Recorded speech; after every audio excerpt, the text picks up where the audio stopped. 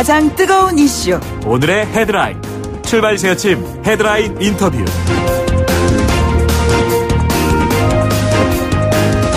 북한 김정은 위원장 올해 첫 정상회교 시작으로 중국을 방문했습니다. 시진핑 주석과 정상회담을 가졌어요.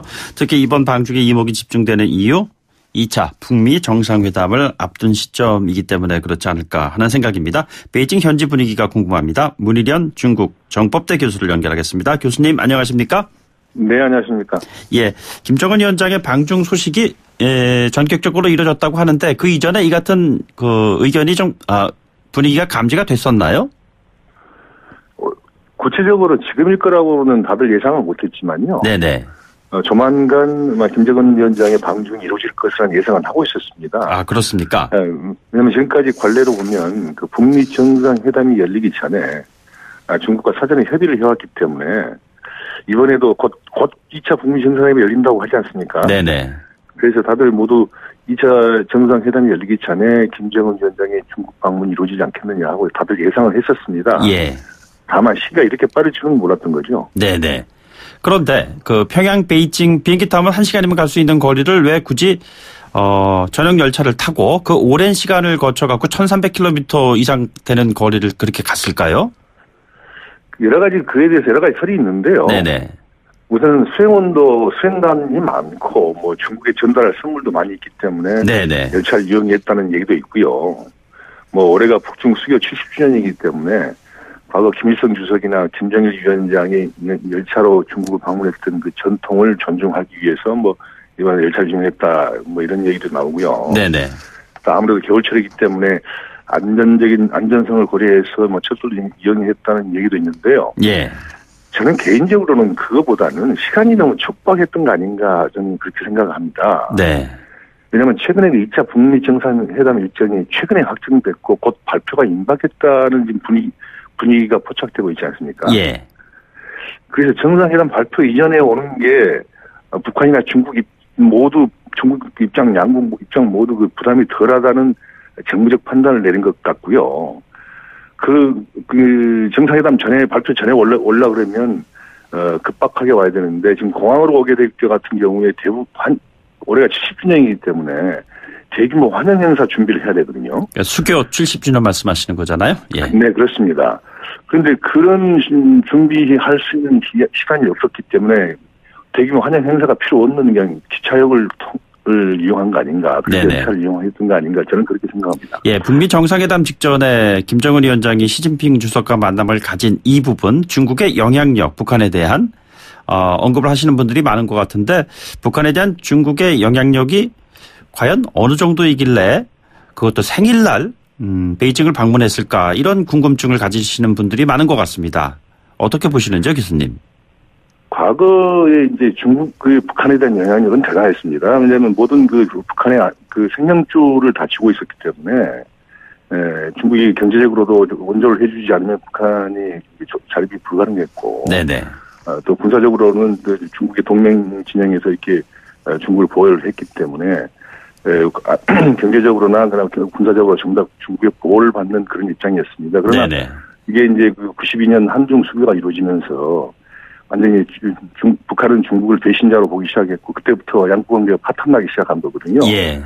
그래서 최근에는 거의 중국의 말을 듣지 않은 그런 상황까지 갔었는데 작년에 이른바 이제 김정은 위원장이 평창 올림픽에 참여를 하기 시작하면서 이게 반전이 되기 시작하는 겁니다. 미국 그리고 남쪽과 접촉을 하려다 보니까 중국이라는 뒷배가 필요했거든요. 그래서 네네. 북한이 의도적으로 중국에 접근했던 측면이 있고요.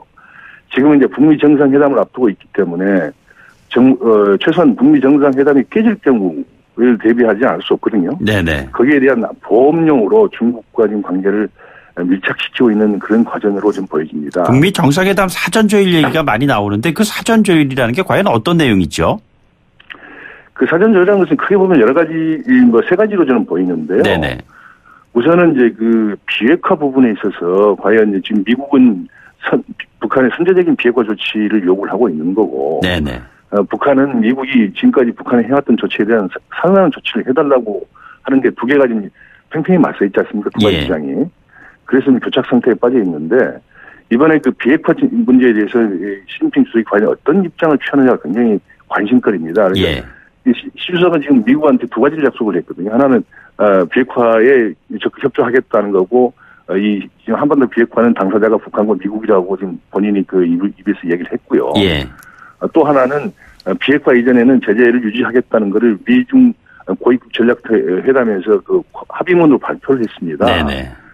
그래서 그러니까 두 가지를 기본 입장을 가진 시진핑 주석이 김정은 위원장한테 비핵화 문제에 관해서 어떻게 조언을 할지, 이걸 비핵화를 미국식대로 어떤 선제적인 조치를 취하게 해줄지 아니면 기존에 있는 북한의 입장을 지지해줄지가 상당히 관심거리고요. 네네. 두 번째는 이번에 김정은 위원장이 신년사에서 정전협정 당사국들이 첨가하는 이른바 평화협정 다자회담 논의를 제의를 했지 않습니까? 네네. 그럼 정전협정 당사자 중에서 평화협정 체제 논의를 할 수 있는 국가는 중국이죠. 중국인데요. 네네. 중국인데 이제 그 회담 형식을 중국은 지금까지 계속 육자회담을 주장을 해왔거든요. 중국들이 계속 옛날에 의장국이었던. 근데 지금 이제 이렇게 되면 사자회담으로 가야 된다는 얘기가 나오는데요.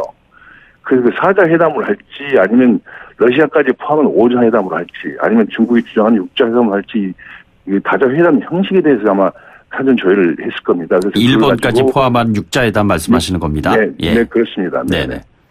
그래서 그런 게 그 다자회담 문제에 대해서 얘기를 했을 거고요.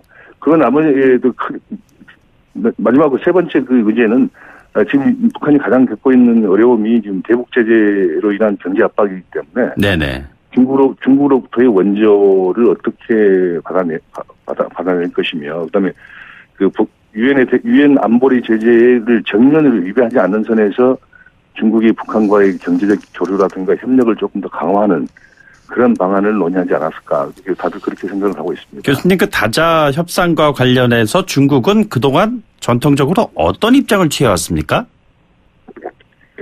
중국은 한반도 비핵화 문제에서는 육자회담을 굉장히 선호했습니다. 네네. 왜냐하면 그 육자회담을 의장국이 중국이었기 때문에 모든 분야에 있어서 그 북한과 관련된 북한의 비핵화와 관련된 모든 의제는 중국을 다 통해서 갔거든요. 의장국한테 보고가 되기 때문에.